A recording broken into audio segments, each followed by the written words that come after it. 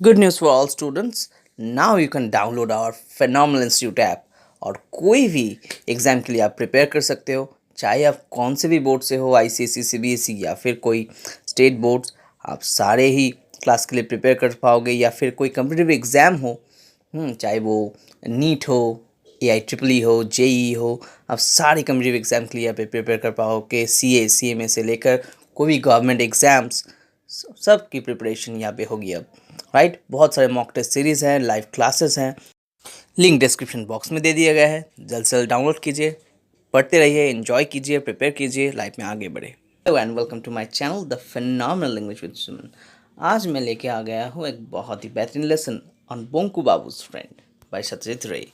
ये ICC class 9 के syllabus में है। बहुत ही बेहतरीन एक स्टोरी है।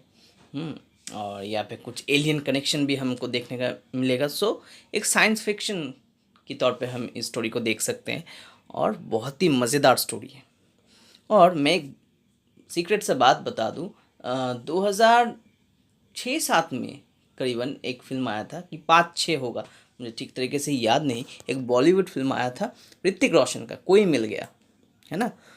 ऋतिक रोशन का मतलब क्रिस, जिसका सीक्वल है आप कह सकते हो। क्रिस तो हम सभी ने देखे होंगे, तो उससे पहले जो पहला मूवी आया था उस क्रिस सीरीज़ का, तो वो था कोई मिल गया।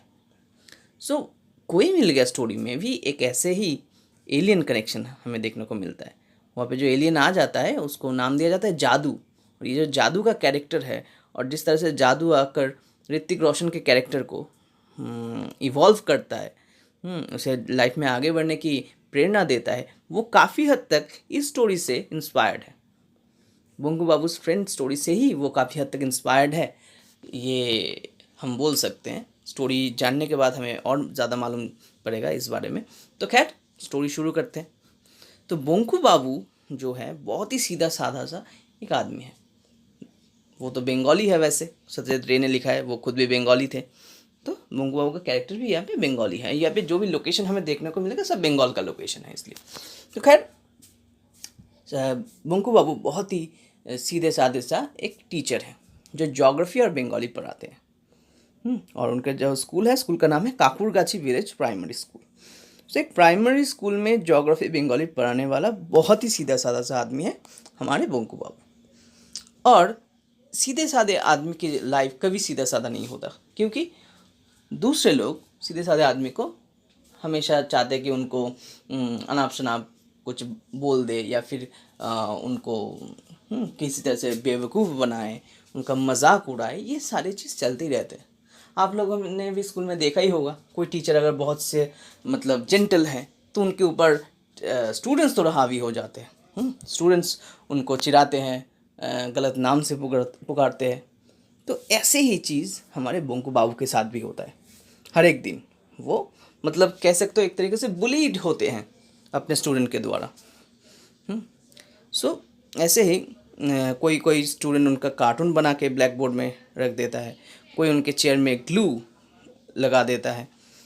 एक बार तो ऐसे हो गया कि काली पूजा का नाइट था, किसी ने उनके पीछे रॉकेट छोड़ दिया। ठीक है, ऐसा भी हुआ है। Bonku Babu did not get upset by any of this. Bonku Babu को किसी ने कभी गुस्सा होते नहीं देखा, वो कभी अपसेट भी नहीं होते थे, क्योंकि ये सारी चीज़ चलता ही रहता है। उनको मालूम है कि कुछ हो नहीं पाएगा। कितना स्टूडेंट्स को मतलब हर एक साल नए नए स्टूडेंट्स आते हैं, वो एक ही चीज़ दोहराते हैं, तो कितने सारे स्टूडेंट को वो कहेंगे कुछ भला बुरा। तो उनसे वैसे तो वो मैंने पहले कहा सहमे से जेंटल से आदमी है, बहुत ही सीधे साधे आदमी है। तो उनसे कुछ कहा भी नहीं जाता। कभी कभी बहुत अगर ऊपर नीच हो गया, स्टूडेंट्स लोग ने बहुत ज़्यादा कुछ कर दिया, तो अपसेट होकर मन ही मन बोलते हैं कि शेम ऑन यू बॉयज़। बस ऐसे ही बोलते हैं कि तुम्हें शर्म आनी चाहिए। अभी ये जो अपना कामनेस मेंटेन करते हैं ना, इनका दो ही रीज़न हो सकता है। एक तो उनको ये चीज़ मतलब वो गुस्सा कभी होते नहीं है। और अगर गुस्सा होके उन्होंने अपने जॉब छोड़ दिया तो क्या होगा, दूसरा कोई जॉब मिलना इस उम्र में तो होने से रहा है ना। इस उम्र में दूसरा जॉब मिलना मुश्किल है। और एक चीज़ है कि हर एक साल कुछ अच्छे स्टूडेंट्स भी दाखिला होता है, अच्छे स्टूडेंट्स के भी, वो सारे स्टूडेंट्स पढ़ने में ध्यान देते हैं, उनको पढ़ा के कभी कभी घर बुलाकर कुछ उनको स्नैक्स वगैरह खिलाकर उनको ज्योग्राफी के बारे में और हमारे वर्ल्ड के बारे में बहुत ज़्यादा इंटरेस्टिंग इन्फॉर्मेशंस देना, ये उन्हें पसंद है। तो जो लोग पढ़ना चाहते हैं उनको पढ़ा के ही उन्हें मज़ा आता है, जो नहीं पढ़ेंगे बदतमीज़ी करेंगे उनको छोड़ देते हैं, है ना। उनका जो जॉब सेटिस्फैक्शन है वो इसी से है कि कुछ लोग तो पढ़ता है ना, कुछ स्टूडेंट्स हैं जो पढ़ते हैं, कुछ स्टूडेंट्स हैं जो उनसे बातें करना, उनसे ज्ञान लेना पसंद करते हैं। तो इसी से उनका गुजारा होता है, इसी से उनका जॉब सेटिस्फैक्शन उन्हें मिल जाता है। अभी क्या है कि वो अफ्रीका, नॉर्थ पोल, ब्राज़ील, इन सारे जगह के बारे में उन स्टूडेंट्स को बताते हैं, स्नैक्स खिलाते हैं। और वीकेंड में बंकू बाबू का थोड़ा अड्डा देने वो कहीं जाते हैं। वहाँ पे एक उनके विलेज में लॉयर है श्रीपति मजूमदार नाम का, श्रीपति मजूमदार के घर वो हर इवनिंग जाते हैं वीकेंड में। सो उनका वहाँ पे एकदम कह सकते हो कि परमानेंट मेंबरशिप है। अभी क्या होता है, ये जो श्रीपति बाबू का जो अड्डा है, यहाँ पे जाके भी इनको कोई राहत की सांस नहीं है। यहाँ पे जाके भी उनको वो बुली सहना पड़ता है। स्कूल में तो बच्चे लोग बुली करते हैं, फिर भी माना जा सकता है कि वो तो नादान हैं कि जोश जोश में कर देते हैं, कुछ बोल दिया, बुली कर दिया पीठ पीछे। बट अड्डा में तो उनके सेम एज के लोग हैं, वो अगर ऐसा करने लगे, वो अगर चिढ़ाने लगे, वो अगर गलत चीज़ बोलने लगे, फिर तो ये सहन करना थोड़ा मुश्किल होता है। कभी कभी तो उनको लगता ही है कि बस बहुत हुआ, अब मैं अगले दिन से नहीं जाऊंगा वो। पर फिर भी ये सारे जो प्रैंक्स वगैरह होते रहते हैं, ये सारे उनको सहना ही पड़ता है। और जब उनको बिल्कुल सहन नहीं होता तब वो मन ही मन सोचते हैं कि अब से नहीं जाऊंगा, पर फिर भी जाना पड़ता है। क्योंकि जो श्रीपति बाबू है बहुत ही एक स्कूल कमेटी के भी मेंबर है और बहुत ज़्यादा पावरफुल है सोसाइटी में। तो वो अगर थोड़ा नाराज़ हो गए कि उनके अड्डे में जाना बंद हो गया बंकू बाबू का, तो थोड़ा मुश्किल बढ़ सकता है ना। तो इसलिए उनका मन रखने के लिए वो जाते हैं, कितना भी इंसल्ट या फिर ख़राब क्यों फील ना हो। सो एक दिन तो क्या हो गया, 2 महीने पहले ही ऐसा हुआ था कि गोस्ट उनके अड्डे में भूत को लेकर बातचीत हो रही थी। सारे भूत का कोई ना कोई किस्से सुना रहे थे। बट बंकू बाबू ने कहा कि भूत भूत कुछ नहीं होता, मैं तो नहीं मानता या फिर मुझे डर नहीं लगता। बस उनका ये मुंह खोलना ही उनके लिए श्राप बन गया मानो। उसी दिन जब वो घर आ रहे थे, तो तभी क्या हुआ, उनके जो दोस्त वगैरह थे अड्डे में, उनको एक गोल्डन अपॉर्चुनिटी मिल गया कि इसको डराया जाए। Banku Babu was attacked by spook. Spook मतलब भूतिया कुछ सिम्टम दिखाकर, भूतिया कुछ एनवायरनमेंट बनाकर डराना, है ना। उन्होंने किया बंकू बाबू के ऊपर अटैक, स्पूकी अटैक। क्या हुआ, एक टैमरिन ट्री का वहाँ पे पेड़ था, वो जब गुजर रहे थे उनके बिल्कुल पीठ पर किसी ने लैंड किया ऐसे ही। बहुत ज़्यादा मानो अंधेरा है और कोई पेड़ से तुम्हारे बैक पे अगर, तुम्हारे पीठ में अगर आके गिरे, कैसा लगेगा। डर ही लगना चाहिए, पर बंकू बाबू वैसे नहीं डरे। पर क्या हुआ, इंजर्ड हो गए, है ना। डर तो लगना ठीक है, पर क्या हुआ, डर तो नहीं लगा, पर उनका कुर्ता वैसे फट गया, नया कुर्ता था, पूरा बॉडी बिल्कुल ब्लैक स्टेन से भर गया, ठीक है, एकदम काले पीले हो गए थे। और इंजरी तो, बैक इंजरी तो रह गई, वो तो अलग बात है। सो 3 दिन तक वो अपना जो नेक है, इतना दर्द था तो उसे घुमा नहीं पाए, और उनका कुर्ता भी फटा वैसे मैंने कहा, और बिल्कुल काला पड़ गए थे स्टेन से। सो ऐसा जोक कौन करता है, उनको लगा कि ये तो बहुत ही मतलब भद्दा जोक है ना, प्रैक्टिकल जोक है, मान सकते हैं, पर फिर भी ऐसा जोक तुम करो कि सामने वाला इंजर्ड हो जाए, हॉस्पिटलाइज्ड हो जाए, तो ये तो सही बात नहीं है। खैर जो भी है। और कभी कभी तो ऐसा भी करते हैं वो लोग अड्डे में, उनका जो जूता है वो चुरा कर कहीं रख देते हैं, उनका अम्ब्रेला कहीं, छतरी कहीं ऐसे छुपा दिया, ये सब चलता ही है। तो उनका जो पान है, कभी कभी वो पान खाने के शौकीन है, तो किसी से पान मंगाया तो पान के अंदर मसाला जो देना चाहिए उसके मसाला को छोड़कर कोई डर्ट, कोई ऐसे ख़राब चीज़ कुछ घुसा दिया। ये सब चलता ही रहता है उनके साथ।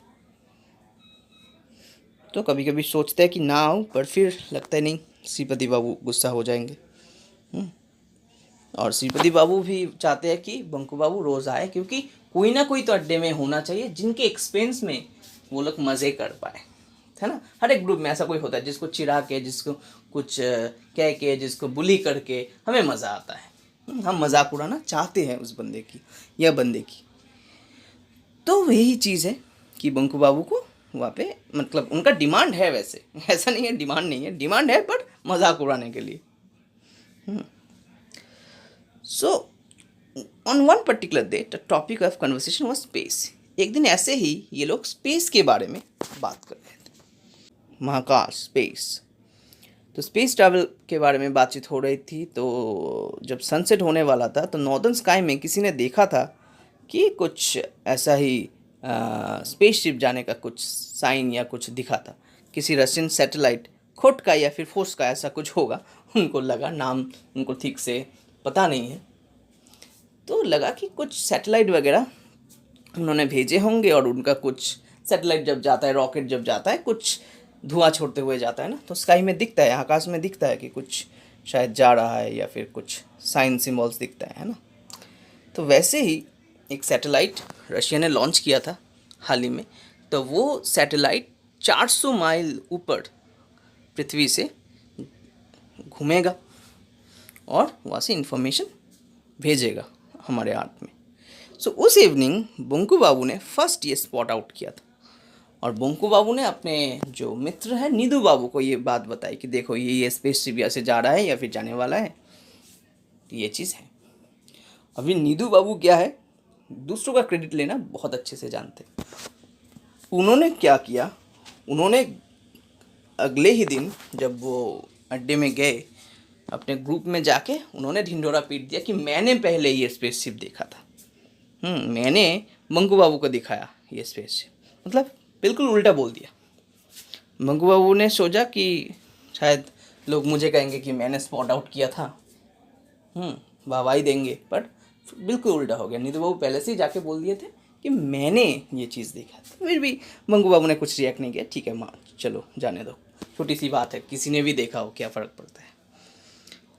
सो इस ग्रुप में किसी को भी सैटेलाइट के बारे में उतना आइडिया नहीं था। तो हर एक कोई अपने अपने जो ओपिनियन है रख रहे थे, कुछ भी बोल रहे थे अनाप शनाप। चंडी बाबू बोल रहे थे कि you can say what you like, but I don't think we should waste our time worrying about satellites. तो चंडी बाबू ने कहा सैटेलाइट के बारे में क्या अभी हम टाइम खोटी करें, क्योंकि सैटेलाइट वगैरह तो अपने हिसाब से घूमते ही रहते हैं, इसमें कोई आश्चर्यचकित करने वाली बात नहीं है, चलो छोड़ो। किसी ने आकाश में कुछ ऐसा लाइट वगैरह देखा और प्रेस में कुछ ऐसे अनाप शनाप कुछ लिख दिया, और उसके बारे में हम क्यों माथा लगाए भाई, हम क्यों अपना माथा ख़राब करें, है ना। वो सीधी सी बात कहते हैं कि मुझे इतना परवाह नहीं है सैटेलाइट वैटेलाइट के बारे में। तो ऐसा तो नहीं है कि हमने कुछ अचीव किया है, ये सब बकवास है। राम कनाई करके एक और लड़का है, वो इससे सहमत नहीं है। वो क्या कहने लगता है कि देखो ये बहुत अच्छी एक ह्यूमन अचीवमेंट है, भले ही हमारे देश ने इसे लॉन्च ना किया हो या फिर हमने कुछ कंट्रीब्यूट ना किया हो डायरेक्टली, पर फिर भी किसी ना किसी मनुष्य ने तो किया है ना। ये पूरे मनुष्य जाति का अचीवमेंट है। क्योंकि जो लोग एकदम गधे हैं उनको शायद इसके बारे में पता नहीं होगा, तो वो इसका कदर नहीं कर पाएंगे, क्योंकि बंदर क्या जाने अदरक का स्वाद, है ना, कहावत है। तो बंदर को इसका वैल्यू मालूम नहीं होगा। मतलब वो एक्चुअली चंडी बाबू को थोड़ा भरी खोटी सुना रहे हैं, राइट। सो वो कहते नहीं ये बहुत ही इंपॉर्टेंट चीज़ है। सो अभी ऑल राइट नीदू बाबू वो कहते हैं कि let's not talk of satellites, it's just a machine going round the earth. तो अभी नीदू बाबू कहते हैं कि सैटेलाइट को छोड़ो यार, वो तो एक मशीन है, राउंड सा मशीन, स्पिनिंग मशीन कह सकते हैं, घूमता रहता है लट्टू की तरह। ज़्यादा इम्पोर्टेंट बात क्या है, रॉकेट। जो रॉकेट है वो सैटेलाइट को धरती से बाहर भेजता है, राइट, ये ज़्यादा इम्पोर्टेंट है। तो वो कहते हैं रॉकेट, क्या रॉकेट, रॉकेट में भी अच्छी कोई बात नहीं है, वो तो सारे ही मतलब वेस्टर्न कंट्रीज से भेजा जाता है। अगर हमारे कैलकाटा से भेजा जाता, मैदान से हम जाके टिकट खरीद के देख पाते कैसे रॉकेट जा रहा है, फिर कोई बात होती। छोड़ो यार, रॉकेट में भी कोई बात नहीं है। काम करने कहते हैं हाँ, वो आपने ठीक कहा कि हमारे विलेज से रॉकेट भेजेंगे, वही एक चीज़ बाकी रह गया है। अभी रॉकेट वेस्टर्न कंट्रीज नहीं भेजेंगे, इंडिया में भेजा जाएगा, और वो भी हमारे विलेज से, काकुरगाछी विलेज से। बात भी करते हैं आप ऐसे। वैरव चक्रवर्ती क्या कहता है कि suppose some creature from a different planet arrived on earth. अभी वैरव चक्रवर्ती ने एक बहुत इंटरेस्टिंग बात छेड़ दी। उन्होंने एलियन के बारे में जिक्र कर दिया है। उन्होंने कहा कि मान लो कि किसी दूसरे प्लैनेट से, ग्रह से कोई आदमी यहाँ आ गया तो क्या होगा। बाकी लोग कहने लगे कि अगर आ भी जाए ना दूसरे प्लैनेट से कोई आदमी या फिर एलियन, हम उसे नहीं देख पाएंगे, क्योंकि दूसरे प्लैनेट से अगर आएगा भी तभी न्यूयॉर्क में ठहरेगा, वो जाके यूके में, लंदन में ठहरेगा, या फिर अफ्रीका, या फिर या फिर अफ्रीका, या फिर साउथ अमेरिका में वो जाएगा। हमारे देश में थोड़ी आएगा, और वो भी इस विलेज में, तो हम तो कभी नहीं देख पाएंगे भैया, कुछ भी हो जाए। अब बोंकू बाबू ने कहा कि अगर मान लो, तो बोंकू बाबू ये पहली दफ़ा अपना मुंह खोल रहे थे इस अड्डे में। मान लो कि सच में ऐसा कोई एलियन आ गया तो। अभी नीदू बाबू रेडी थे कि बोंकू कुछ बोलेगा और मैं उसके ऊपर टूट पड़ूंगा। तो नीदू बाबू बोंकू बाबू के पीठ पर एक ऐसे ही चपेट मारते हुए कहा कि अरे बंकुम, तुम भी कुछ बोलना चाहते हो? कौन आएगा, कहाँ से आएगा, बोलो तो। तभी बंकू बाबू ने फिर एक बार कहा कि मान लीजिए कोई एलियन आता है हमारे यहाँ तो। अब वैरव चक्रवर्ती भी कहता है कि क्या, उसके पीठ के ऊपर ऐसे दबा के एक चाटा मार के कि क्या, कौन आएगा, एलियन आ जाएंगे, वो भी यहाँ। अरे बाप रे, तुम्हारे जो सपने हैं वो तो मतलब पेड़ पे चढ़ के बैठे हुए हैं। एलियन आ जाएगा हमारे देश में, वो भी हमारे विलेज में। कुछ और भी मांग लेते आज, वो भी मिल जाता तुम्हें। मॉस्को नहीं, लंदन नहीं, न्यूयॉर्क नहीं, काकुड़गाछी। तुम्हारा जो चाहत है वो थोड़ा बड़ा नहीं है? बंकू बाबू कहता है कि इम्पॉसिबल तो नहीं है ना। अगर कोई आता ही है, लॉजिकल बात है, अगर कोई एलियन आता है तो उसके लिए न्यूयॉर्क क्या, कोलकाता क्या, दिल्ली क्या, कुछ भी, बहुत तो सारी तो सेम ही है। अगर कोई एलियन आता है, ज़्यादातर हो सकता है गलती से आ गए, या फिर अगर मान लो अपने मन से ही आया हो, फिर भी वो तो कहीं पे भी आके लैंड कर सकता है, कहीं कौन सा भी जगह चूज़ कर सकता है। उसके लिए तो कोई पॉलिटिकल बाउंड्री या फिर मतलब कोई शहर गांव वगैरह मैटर नहीं करना चाहिए। वैसे लॉजिकली तो बंकू बाबू ठीक ही कह रहे हैं, पर कोई मानने को तैयार नहीं। सारे ये मतलब एक ही चीज़ सोच रहे हैं कि अगर आएंगे तो न्यूयॉर्क में आएंगे, लंदन में, मॉस्को में, बड़े बड़े शहर में आएंगे। श्रीपति बाबू भी अभी तक चुप थे। वो भी अपना सीट थोड़ा शिफ्ट करके बोलने लगे कि मुझे लगता है अगर कोई दूसरे प्लैनेट से आता है तो 100% वो वेस्टर्न कंट्रीज़ में आएंगे, क्योंकि वेस्टर्न कंट्रीज़ में बहुत सारी सुविधाएं हैं। वो साहिब्स का देश है। हम साहिब बोलते हैं ना, जो भी ब्रिटिशर्स है या फिर बाहर से आते हैं फॉरेनर्स को, उनके देश में आएंगे। सभी ने एग्री किया, पर चंटी बाबू अभी भी थोड़ा मजाक उड़ाना चाहते हैं। तो उन्होंने कहा नीधू बाबू को थोड़ा इशारा करके कि बंकू बाबू ठीक ही कह रहा है, हो सकता है कि वो यहीं पे आ गए, क्योंकि हमारे काकुड़गाछी भी तो फेमस है ना, यहाँ पे बंकू बाबू नाम का एक आदमी रहता है। तो दूसरे प्लेनेट से अगर कोई आएगा तो एज अ सैम्पल किसी को तो ले जाना चाहिए इंडिया से, तो इसके लिए तो बंकू बाबू सबसे फिट बैठेंगे। तो इसी तरीके से बंकू बाबू का मजाक उड़ाया जा रहा है। ठीक है, कि कहते हैं कि हाँ हो ही सकता है, कोई प्रॉब्लम नहीं है, बंकू बाबू को आकर वो ऐसा स्पेसिमेन यहाँ से ले जाएंगे। तो ये तक स्टोरी हम रखते हैं आज। इसका सेकंड पार्ट बहुत ही जल्दी आएगा और हम इसे कंप्लीट कर लेंगे। बहुत ही मज़ेदार स्टोरी होने वाला है दोस्तों। पढ़ते रहो, खुश रहो। Thank you.